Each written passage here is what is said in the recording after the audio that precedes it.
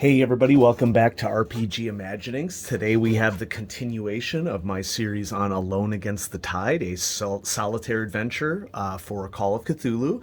And this video is sponsored by Chaosium, and I am very grateful for their support. And I'm hoping that you're going to be very grateful for their support too, because one of these lucky people is going to win their very own copy of Alone Against the Tide. And I will send that out to you no matter where you are in the world. And we're going to do a little drawing here first in order to see who the winner is. And these were the 5 comments that were on the part 2 video.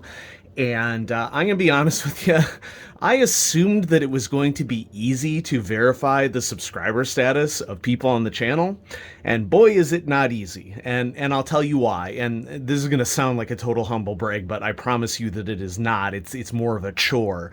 So under the current iteration of YouTube Studio, when you get to the point where you can look at your subscribers, it only allows you to view 50 names at a time. Okay, so I'm sort of faced with this thing where I either have to go through many pages of people and using the search function to verify whether these 5 commenters are subscribers to my channel. I mean, I know that some of you are, okay?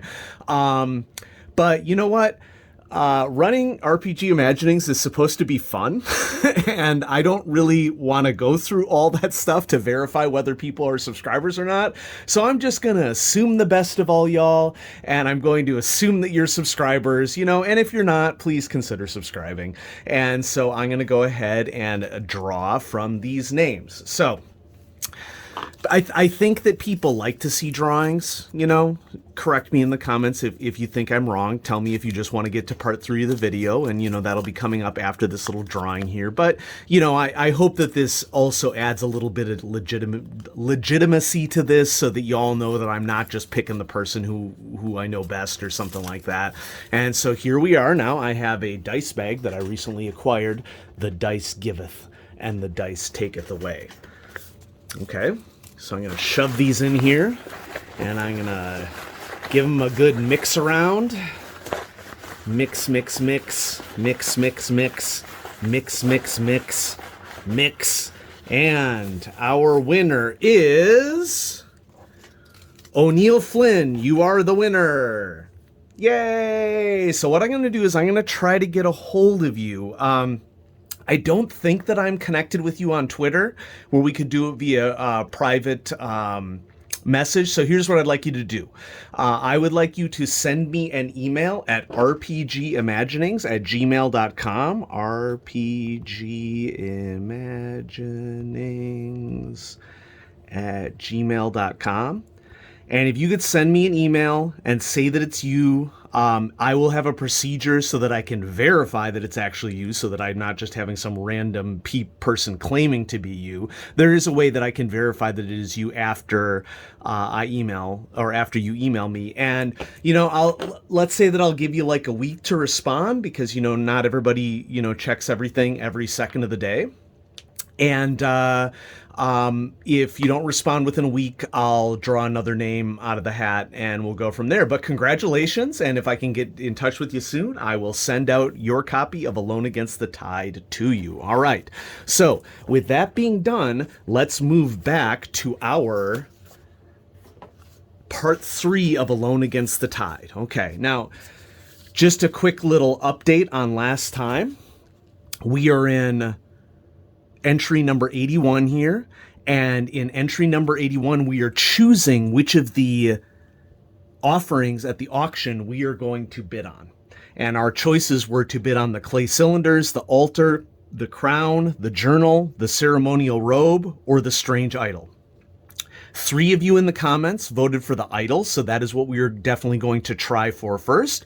But 1 person mentioned clay cylinders and 1 person mentioned altars, so I will definitely do those 2 as well. I don't think that we're going to be able to bid on every one, so let's start with, to bid on the strange idol, go to 92. All right, we'll move Eleanor Woods out of the way until we need the character sheet. 92. Something draws you to the curious idol, and you feel compelled to make a bid. You notice that you're not alone in this, as the monk and one of the dark-suited men both place bids of their own into the box. You hope that yours is high enough. Make an appraise or credit rating roll, both at extreme difficulty. Success only at equal to or below 1/5 of the skill's value. If you succeed, go somewhere. If you fail, go somewhere else. Okay, so credit rating is our highest skill. Okay, we are currently at 58 because I think that we did something that had reduced our credit rating. Okay, and also I just want to point out that our appraise, I only put 20 points into appraise. So, you know, if I were to do this scenario again, maybe I'd put more into appraise. Maybe I'd put nothing in appraise and focus on credit rating. Maybe I'd do nothing at all because, you know, wouldn't necessarily want to metagame the scenario, or maybe we do want to metagame it. You know, I don't know. So we're going to go ahead and roll on credit rating. Let's see if we succeed. We are looking for 50. Actually, we're looking for 1/5 value. So for this, remember, it's halved rounded down. So halved rounded down would be 29.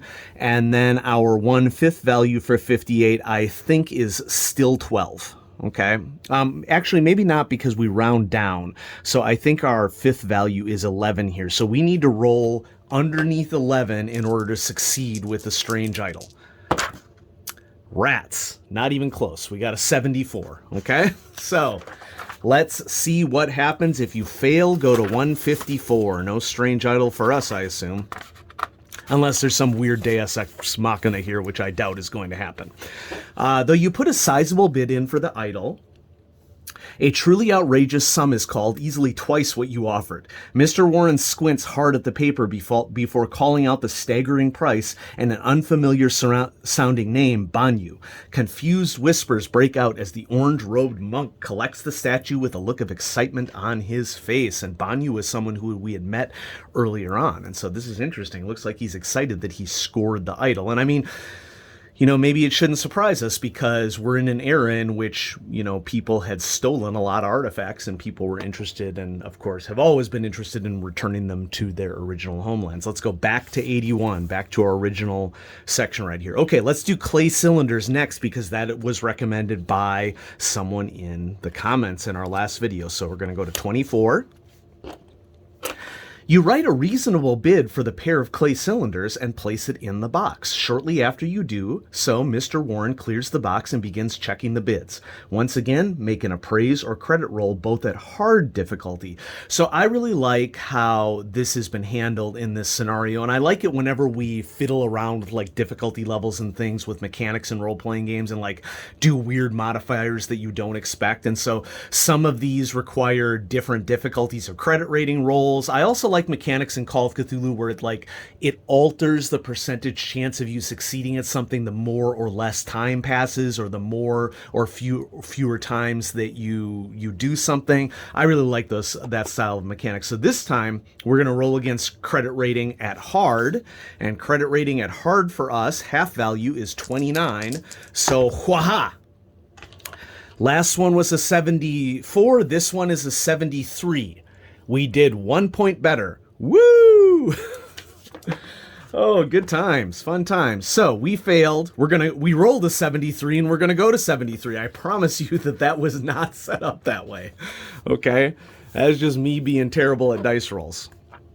Though you wish to buy the curious clay cylinders, someone else placed a higher bid. You hear Mr. Warren announce the name Arthur Duncan and see one of the dark-suited pair approach to take the item from him. Well, we're going to go ahead and write this down on our character sheet, okay, because we're at least getting some information out of this, okay? And I don't know.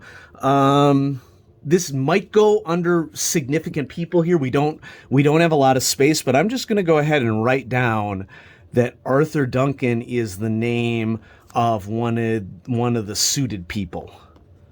Okay, those creepy, ominous looking suited people. So hey, at least we got some information out of it, right? Back to 81. All right, alter. Third time's a charm. We're going to go to 103.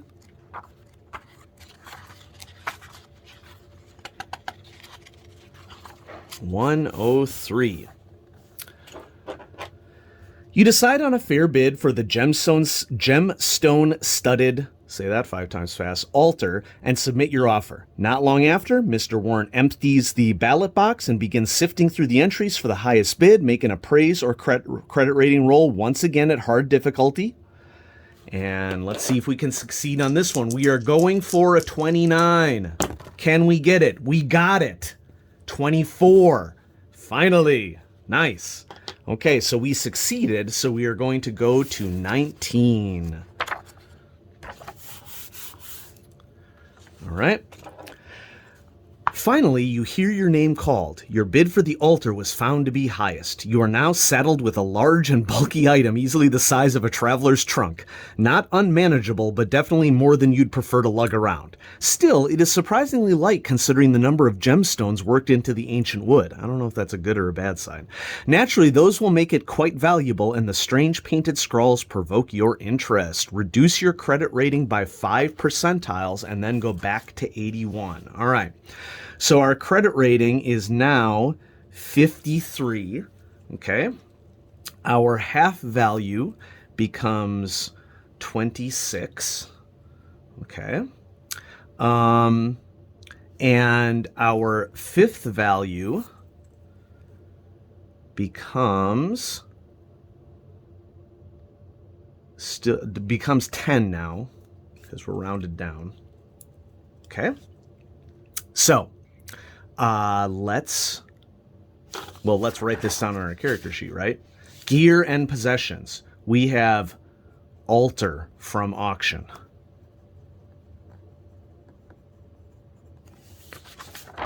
All right. Okay. All right, what do we have left? We have the crown and we have the ceremonial robe. I'm going to go with crown. Go to entry 58. 58. You decide to place a bid on the crown and affix your name and a suitable price to a slip of paper, which finds its way into the box. You wait patiently for Mr. Warren to announce the highest bidder. Just a regular appraise or credit rating roll. We need a 53, and we did not get it on an 85. So we fail, we go to 94. You can probably see where this is going. I'm still going to go entry by entry for, people, just to practice, doing this. You underbid on the item thinking you would be able to score a good deal. Another bidder offered a fairer price, and they walk away with the Indian crown. Go to 81. Last one, ceremonial robe. Go to 30. Can we pull it off? We're going to see. The ceremonial robe catches your eye, and you settle on placing a bid. You sign your name on a paper with a realistic price and put your submission in with the rest. You wait for Mr. Warren to call out the robe's winner. We're making a regular appraise or credit rating roll. Need to get a 53 or below. And we don't do it, an 86 this time. If you fail, go to 48.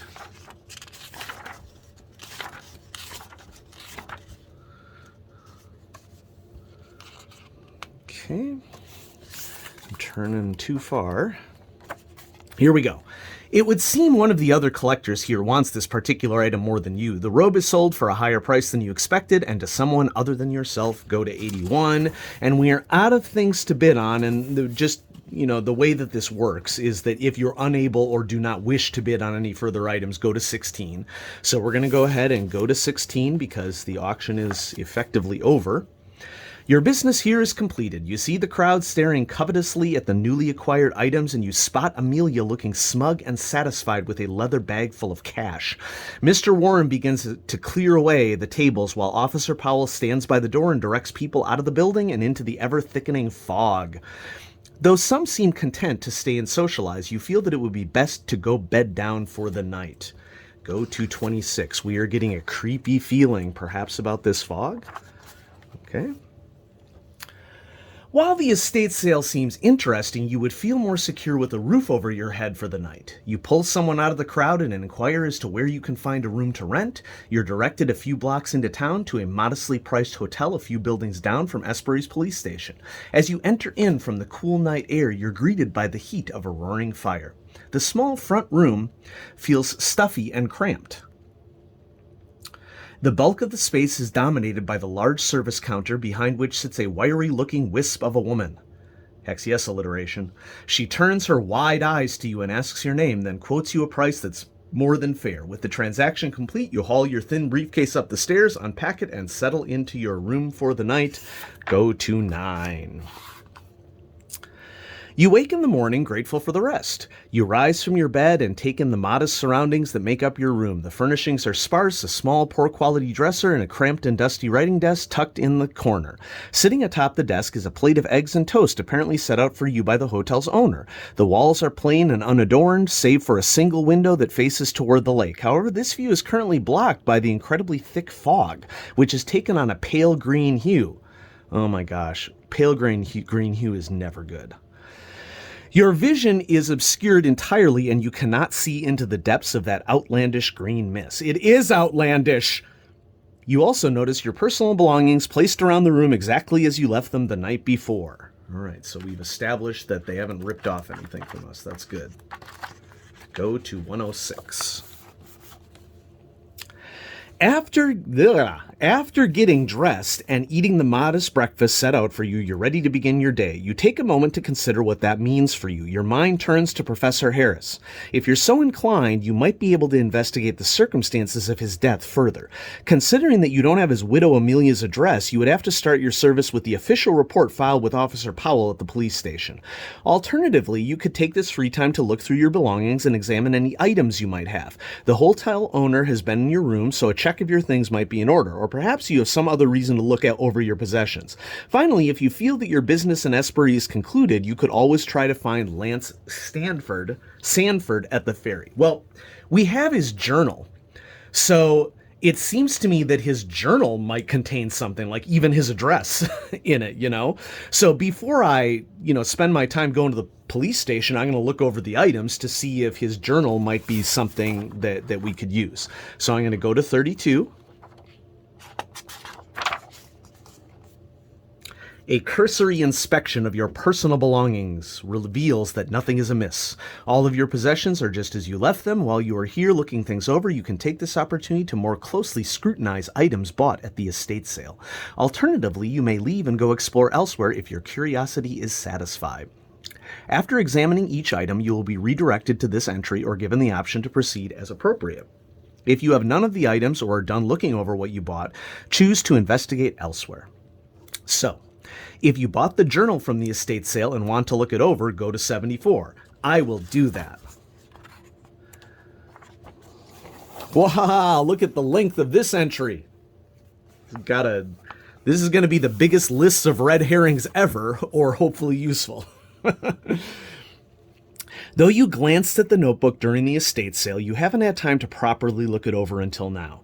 Reading through the book, you become deeply engrossed and spend the next few hours in study. The time spent yields valuable information. Professor Harris made several trips to India starting about 12 years ago. During these visits, he went to multiple sites to make observations and recover artifacts. His longest and most profitable trip appears to have been 10 years ago during an excursion to Sarnath, India, where he writes about recovering several items from an active Buddhist shrine. Apparently, Professor Harris had some regrets about this theft, but he couldn't resist taking the artifacts for his personal collection. Remember, Banyu appeared to be dressed as a monk. Now, there are many types of monks. We don't want to assume that he's Buddhist, okay? But the descriptions of the items he came across in Sarnath matched some of the items at the estate sale last night. The clay cylinders, the gemstone encrusted altar, which we have, and the lizard-like idol are all described in detail in the entries related to his trip to Sarnath. These same items then appear throughout the rest of his journal.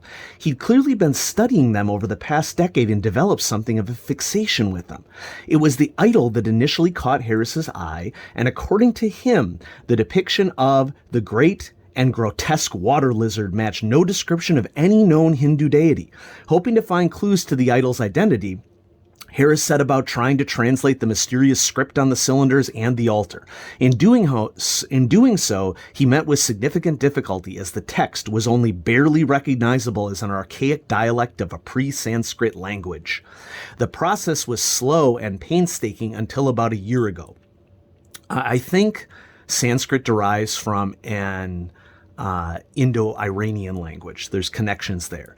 And I learned that in reading the Children of Fear campaign and also doing additional research So yeah, there you go. At this time, Professor Harris writes of having a strange and enlightening dream. He reports walking in the ancient world from whence these items originated. A grand city of marble, walls and onyx streets, of bronze gates and marvelous palaces and gardens. He writes of visiting the 17 tower temples of this ancient city and meeting the bearded gods who dwelled there, sat upon their ivory thrones. Harris calls the strange place Sarnath, despite the sheer impossibility of this. He claims that among the temples, he learned the secrets of the ancient writing. His next entry goes on to describe the odd clay cylinders as the brick cylinders of Catharon. Though he hadn't yet identified the other objects, the next few pages have been torn from the journal. The entries resume with more mundane matters, though are still references to the artifacts from time to time. The most recent entries in the journal speak of Harris's daily studies and living with Amelia. It's clear that he cared about her deeply from the way he writes about her, but he laments that his studies kept him from spending the time with her that he would like. Instead, he lavished her with gifts and money, which she was all too happy to accept. He notes that Amelia had never been happier despite the distance between them. The last entry to catch your eye is dated a little over a week ago. Apparently, the pages torn from his journal went missing only recently. Professor Harris expresses deep concern at this, as there were no signs of forced entry to his study, and only he and Amelia had access to it, though he was sure he hadn't removed them from the journal himself. You finish your reading by glossing over the last week of the professor's life, which is rather uneventful and peaceful, beyond his continued obsession with the artifacts and his occasional worries about Amelia. Wow, that was a lot of info. We're going to go to 32. We definitely have some more insight into what might be happening here. So, we're back to this entry right here. Well, we have the altar, so I think that it makes sense that we should, read about the altar. So we're going to go to 128.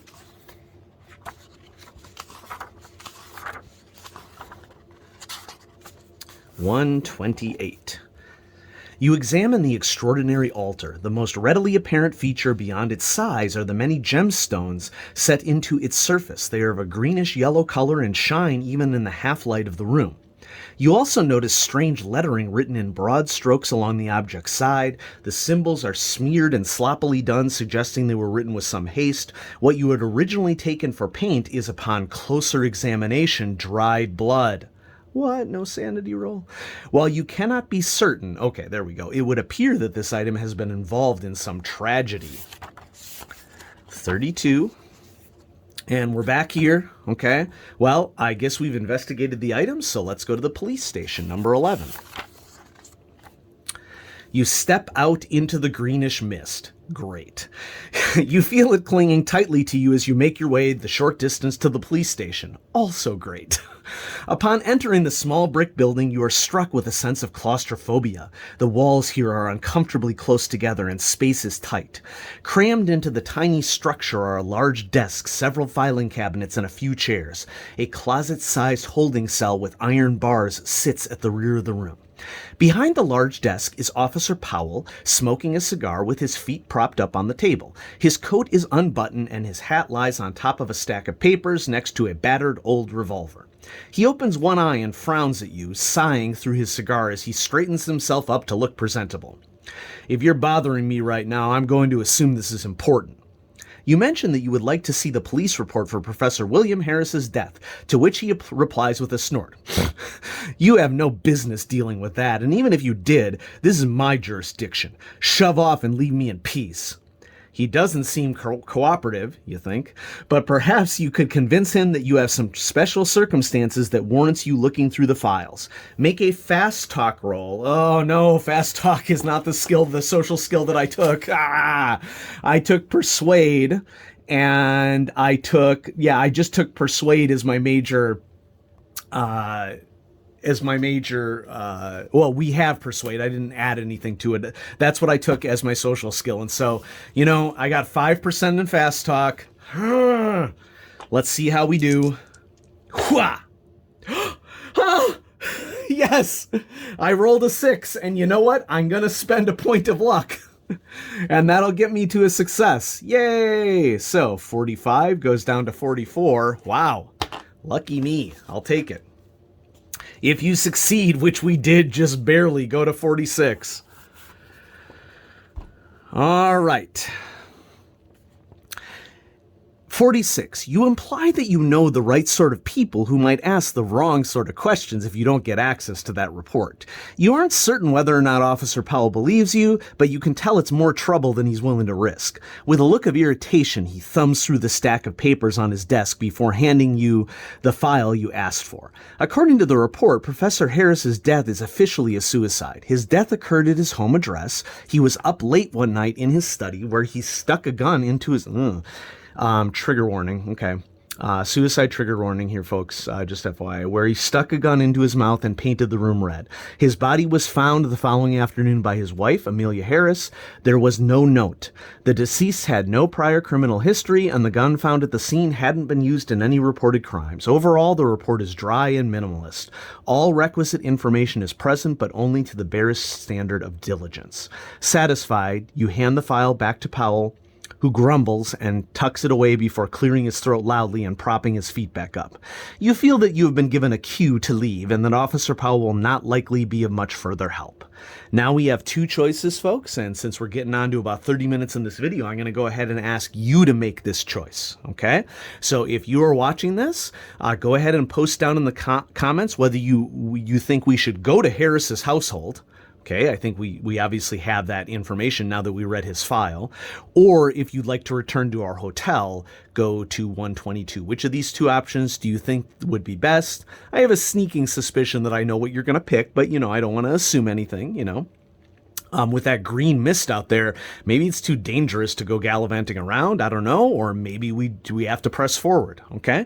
And so go ahead and post whether you think I should go to Harris's house or go back to the hotel. Thanks everybody for watching. We're going to continue this series on Alone Against the Tide, and I will go ahead and get the reward copy out to O'Neill Flynn. So O'Neill Flynn, just go ahead and send an email to rpgimaginings@gmail.com, and I will work to get in touch with you and verify that it was you, and then I'll get it sent out to you. I have other things appearing on the channel very soon. I have a ton of stuff that I'm receiving in the mail pretty soon that I'll be featuring on the channel. Cult Divinity Lost, for example. I have some, let's see, I have some D&D 1E stuff coming from Lightning Source. I have the Night City from Cyberpunk coming through Lightning Source. And I have a RuneQuest supplement for a sponsored video by Chaosium coming up. And then you may have already seen an earlier video today that I'm actually going to shoot after this video, but post first because, this video requires a lot of edits. Oh, and I also just want to mark down that we are on entry number 46 here on my character sheet. I'm going to be talking a little bit about my most recent product that I released on Miskatonic Repository and the good time that I've had connecting with the Miskatonic Repository Facebook group. And so that's all coming up on Clutch Situation. Thanks everybody for watching. We'll have more awesome role-playing stuff on RPG Imaginings moving forward. Bye-bye.